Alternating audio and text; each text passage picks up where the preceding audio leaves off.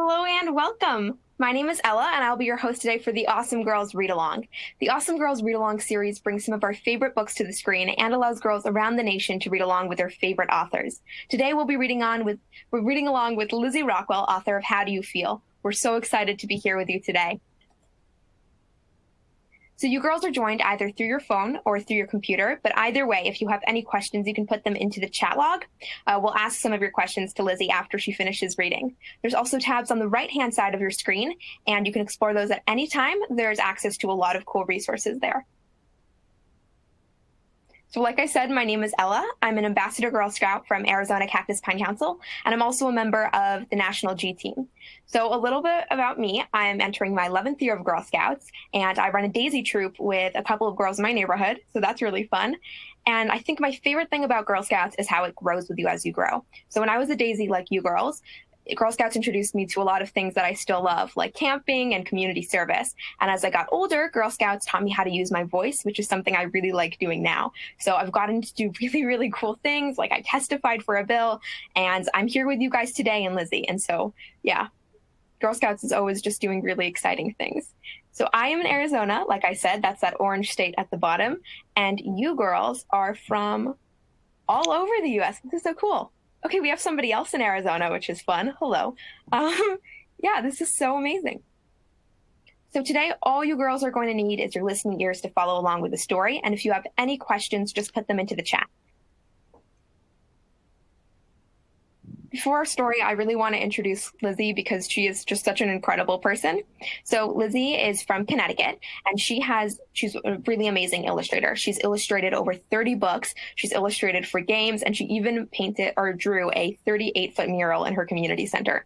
She's also written 9 books, one of which we're reading today, and that book is all about emotions, and she wanted to write it so that girls like you could have an opportunity to talk about how you feel and to notice how other people feel. So now, welcome, Lizzie. Hi, Ella. Hi. I am so happy to be here today. Thank you for having me. I'm so happy to have you. As you said in your intro, I've illustrated a lot of things, including a whole wall. I grew up in a family where both my parents were illustrators and authors of children's books, and I had the privilege to work with my mom for 30 years. We collaborated on about 20 books together. So I actually grew up watching books being made, and that is, great training. Of course, most people don't have that, but I was lucky. And I'm really excited about making picture books because the ones that I write and illustrate, I know when I write the words that the pictures will do a lot of the work. And in this book in particular, I let the pictures do most of the talking. So because I want the picture with kids at school, I want kids with their parents and their friends, and even just sitting alone with a book to think about what's going on in the artwork and how it relates to their life and things they've experienced. So I'm going to share part of the book. I'm not going to read the entire book. Hopefully you'll be able to find it in your school library or your town library or online to purchase it for yourself. I'll read part of the book, and as we go, Ella and I are going to talk a little bit about what we see in the pictures. So this is the jacket of the book, How Do You Feel? By Lizzie Rockwell.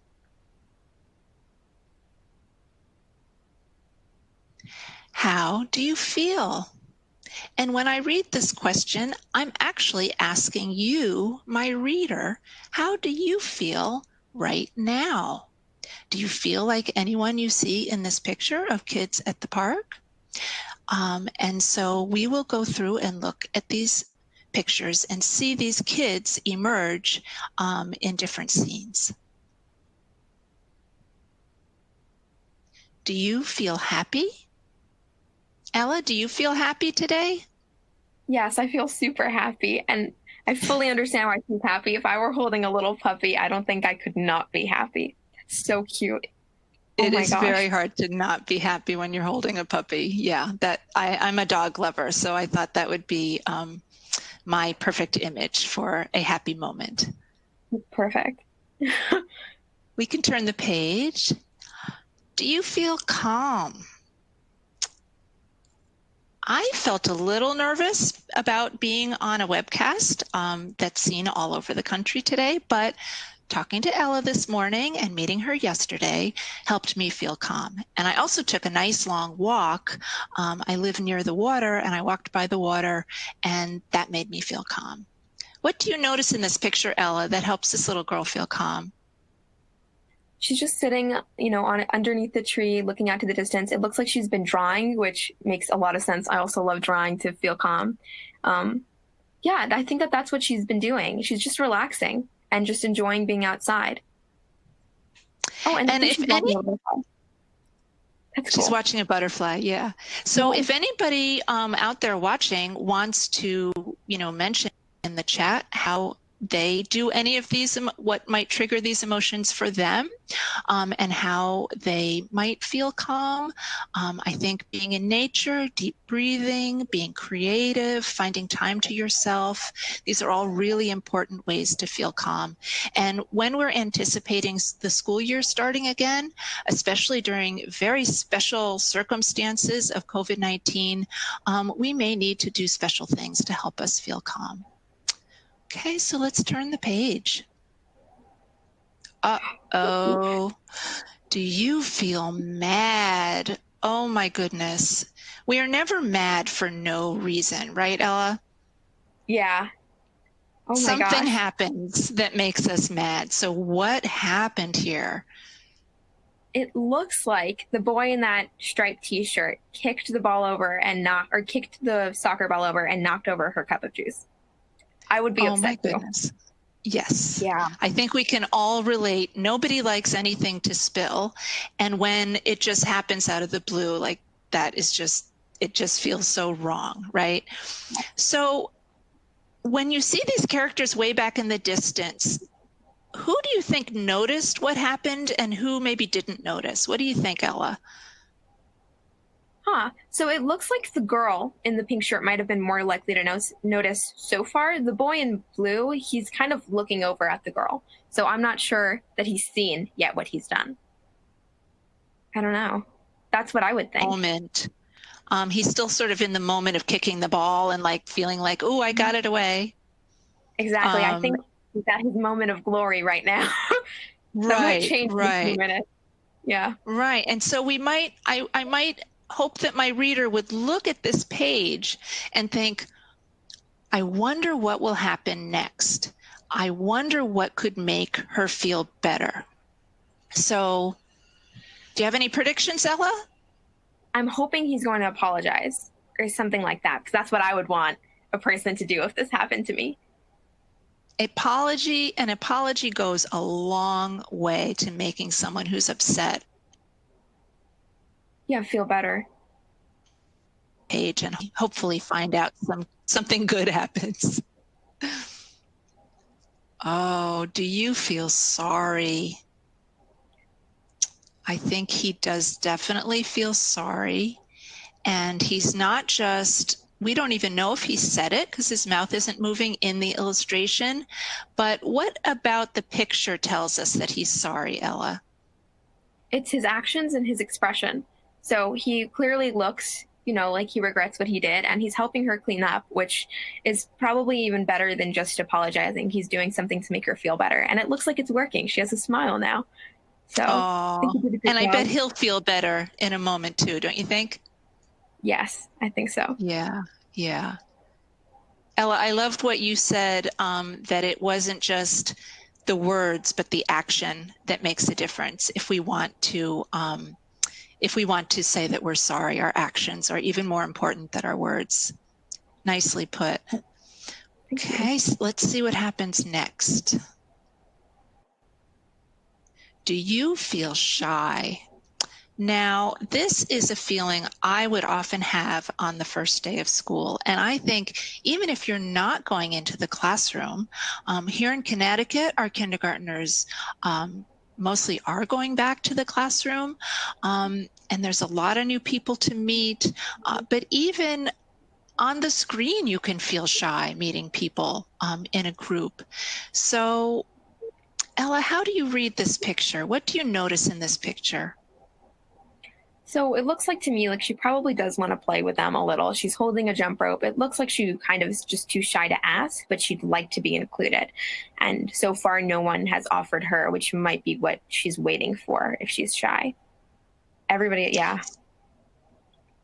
That is so observant, and I love the way you even notice that she's holding a jump rope, suggesting that she brought it to the park, hoping that maybe she could find someone to play, you know, like a double dutch or something with her. But oh, when you just don't know how to ask, and especially kids you've never met before, it's a difficult moment, isn't it? So what might happen that could help the situation? I'm hoping one of the kids that are playing, or maybe another kid in the park, will ask her to join them. That would be really nice. You know, that's what you should do if you see somebody shy. Try to include them. That would make things so much better. Let's see what happens when we turn the page.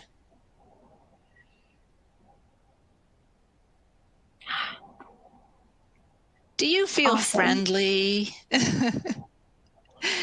And I think this is one of my favorite pictures in the whole book, because I just think that the little girl who feels friendly, she's taking a big risk. So she's not only feeling friendly, she's feeling brave, and she's feeling kind, and she's feeling happy and eager to play. Maybe she just loves to jump rope and she's like, hey, there's somebody with a jump rope. Now's my opportunity. So we can feel a whole bunch of different emotions in one moment. And I also love the way her simple action, her simple gesture, really completely changed the shy girl's mood and her emotion. So we can turn the page, and then in the end, I ask again, how do you feel? And I want this to be a question I am asking my readers. And so if anyone wants to write in and tell me how you're feeling now, or how certain feelings are triggered in you, that would be great. And I hope you're feeling really happy and calm and hopeful today. I know I am. This was so heartwarming. I love this. That was so cute. By the way, we got 2 responses. So I'll ask you a few questions, but I just want you to know a girl named Anne commented that horseback riding makes her feel happy, which that's so cool that she can ride a horse. That's amazing. Oh, I'd love to do that. And Zoe feels calm when planting trees, which is nice. Okay. Oh, wow. Those are 2 beautiful images. I would love to make an illustration of Anne on her horse and Zoe planting a tree. Beautiful pictures in my mind. Yeah. Yeah. So I actually have a few questions for you now. And remember, girls, if you guys have any other questions, just put them into the chat. But my first question is, yes, did you always want to be an author and an illustrator? Well, you would think that I always did, because even when I was 2 years old, I could see my mom working on a book in a room in my house. And this went on for my whole life. You know, I'd come home after school, put my book bag down, get a snack, and my mom would like rinse off her watercolor brush, turn off her music, and come chat with me. So I could both see my parents working, but I also had them home with me. So we did a lot of things together. We spent a lot of time together. But I did not, when I was a kid, think I would be a children's book author and illustrator. I don't know why. I wanted to be either maybe a teacher or a counselor or a nurse or some kind of helping job. I liked kids a lot. I was a babysitter, but I didn't know that I would be interacting with them in this way in my career. But I'm really, really glad that it worked out that way. Yeah, and I feel like you still kind of are a teacher in a way. I mean, this is such a great lesson, how to notice other people's emotions and react to them to make them feel better. I think that's so beautiful. Thanks so much, Ella. You know, yeah, I loved being a mom to young children, and I feel like that's another role and job that I really looked forward to even when I was little. And I love that I get to keep offering nurturing materials and resources to children. That's amazing. Okay, so I have another question for you. What is your favorite thing to draw? My favorite thing to draw, you probably would notice in How Do You Feel, is a child's face, especially an expressive child's face. I also illustrated a memory game that had 24 different children's faces. That was, at least 15 years ago. And I realized that there's probably nothing more wonderful to draw than a child's face. Along with that, I really like drawing anything in nature. Insects, mammals, plants, things that grow, landscapes, all that. That's so cool. So we have a few questions from girls too. So why did you write this book and how did you come up with the story? Oh, that's a great question. So I had done a book about nutrition called Good Enough to Eat, and I'd done a book about fitness called The Busybody Book. And I felt like as a parent, these were important things for me to share with my kids about taking care of themselves and having it be their idea, not my idea, to take good care of themselves. So I always wanted to do a book about emotion because taking care of our emotion is just as important as taking care of our bodies.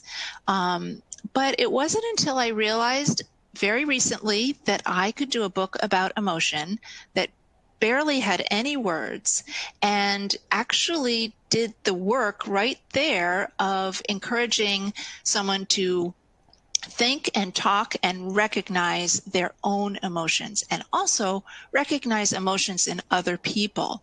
So by taking most of the words out and putting the story in the pictures, I finally had my solution because I really wanted that conversation to start more than to try to explain to anyone, this is what you should do to be happy.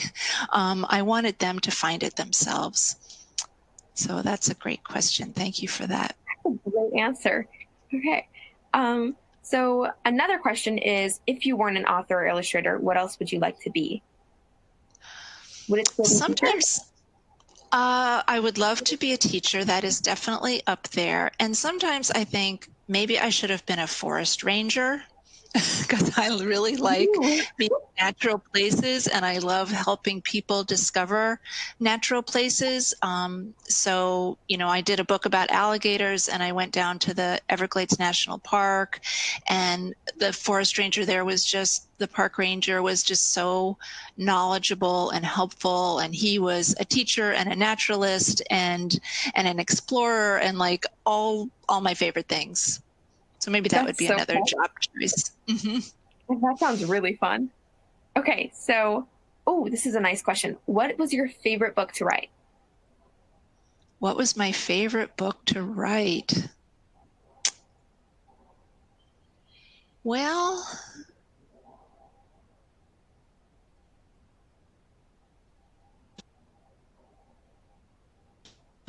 I really loved writing Plants Feed Me. I'd show you a copy, but I'm not sure where it is. But that was the first book I had written after about a 10-year break from writing. And I went back into writing, explaining something in science that was complicated and making it simple. And I wrote it for my youngest audience yet. So I really enjoyed the process of learning how to write something complicated with as few words as possible. And I've sort of been on that path mostly since then of writing for very young children. And How Do You Feel is certainly my book with the least amount of words that I've done yet. That's amazing. Okay. I think those are all the questions that we got in the chat. If I'm missing something, I'm sorry, but thank you so, so much for coming and reading to us today. That was such a cute story, and you did an amazing job. Ella. Bringing up emotions. That was so fun. It was a joy. It was a joy to share it with you and have this conversation with you, and this conversation shared with all our friends and daisies out there across America. It's been a real privilege and an honor. Thank you so much. Thank you. Bye, everybody. Have a great day. Good luck with the first day of school. I'm rooting for you. Never mind. Okay. So thank you, girls, so much for listening to that. We actually want you to know that you can continue to engage with Girl Scouts right now. So one of your options is this 4-part kindergarten readiness series called Make New Friends, and it'll prepare you or your girl for kindergarten. You can also sign up for other read-along events happening out throughout the rest of the summer, and I promise you they will also be super fun like this one today. And if you guys want to do more Ready, Set Kindergarten activities and kits, those will be in the Girl Scout shop, and the link to that is in one of the tabs on the right-hand side of your screen. Yes, so that'll also be very cool. Thank you so much, girls, for joining us today. We want to remind you that you can continue to engage with Girl Scouts because we are here for you right now. And the next read-along event is going to be I'm Going to Push Through by Jasmine Wright, and it's going to be August 25th at 12 p.m. So we hope to see you there. Bye, girls. Thank you. She is so